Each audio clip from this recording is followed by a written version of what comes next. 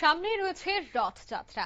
আসন্ন রথযাত্রা উপলক্ষে ইতিমধ্যেই বেশ কিছু জায়গায় কিন্তু প্রস্তুতি শুরু হয়ে গেছে রথ উৎসবকে শান্তিপূর্ণভাবে করার জন্য। উৎসবে যেন প্রত্যেকেই ভালোভাবে সামিল হতে পারে, ঠিক তেমনি উত্তর জেলা ধর্মনগরেও কিন্তু রথযাত্রার প্রস্তুতি শুরু হয়ে গেছে। আর তা নিয়ে আজ ধর্মনগরের অর্ধেন্দু ভট্টাচার্য স্মৃতি ভবনে এই রথযাত্রার আয়োজন করা হয় স্থানীয় বিধায়ক, মহকুমা শাসক এবং বিশিষ্ট ব্যক্তিদের উপস্থিতিতে। এদিন দেখা গেছে যে অর্ধেন্দু ভট্টাচার্য স্মৃতি ভবনে রথযাত্রা কমিটি নিয়ে এক গুরুত্বপূর্ণ প্রস্তুতি এবং আলোচনা সভা অনুষ্ঠিত হয়। সভায় উপস্থিত ছিলেন ধর্মনগরের বিধায়ক জহর চক্রবর্তী। রথযাত্রা উৎসবকে সুষ্ঠু, শান্তিপূর্ণ, নিরাপদ এবং সুশৃঙ্খলভাবে সম্পন্ন করার লক্ষ্যেই বিভিন্ন গুরুত্বপূর্ণ বিষয় নিয়ে বিস্তারিত আলোচনা হয়।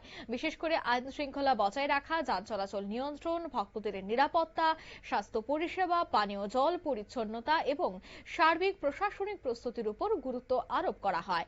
সভায় উপস্থিত ছিলেন ধর্মনগরের মহকুমা শাসক দেবযানী চৌধুরী, ধর্মনগর পৌর পরিষদের চেয়ারপারসন মিতালি রায় সেন সহ অন্যান্যরা। আজকের এই অনুষ্ঠান থেকে এলাকার বিধায়ক জহর চক্রবর্তী কি বলছেন শোনাবো। আজকে রথযাত্রাকে কেন্দ্র করে আমরা দেখতে পাচ্ছি আপনারা বিভিন্ন যারা মন্দির কমিটি রয়েছেন তাদের নিয়ে একটি সভা করলেন। কি এটা কি প্রথম সভা আপনাদের, কি বলবেন? আজকে আমরা আমাদের সরকারের সমস্ত লাইন ডিপার্টমেন্ট, এসডিএম মহোদয় ছিলেন, ওসি ম্যাডাম ছিলেন, সমস্ত লাইন ডিপার্টমেন্ট নিয়ে এবং রথযাত্রা কমিটি সবাইকে নিয়ে আমরা একটা ছোটো টাউন হলে আমাদের ধর্মনগরে একটা সভা করেছি। আর রথযাত্রা, জগন্নাথ দেবের রথযাত্রা অনুষ্ঠানকে কীভাবে আরও সুন্দর করে ধর্মনগরবাসী তথা আমাদের উত্তর ত্রিপুরাবাসীর কাছে তুলে ধরা যায় তার জন্য বিভিন্ন কমিটির যারা ছিলেন কর্মকর্তারা বিভিন্ন মত পোষণ করেছেন এবং আমরা এবার একটা খুব সুন্দর সিস্টেমেটিকভাবে একটা কার্নিভেলের মাধ্যমে সেই প্রোগ্রামটা করার জন্য আমরা প্রস্তুত হয়েছি এবং আমাদের বিশ্বাস হয় প্রায় 15টার মতো জগন্নাথের রথ আমাদের এখানে আসবে এবং সারিবদ্ধভাবে আমরা একসঙ্গে সমস্ত রথকে এখান থেকে যাত্রা শুরু হবে।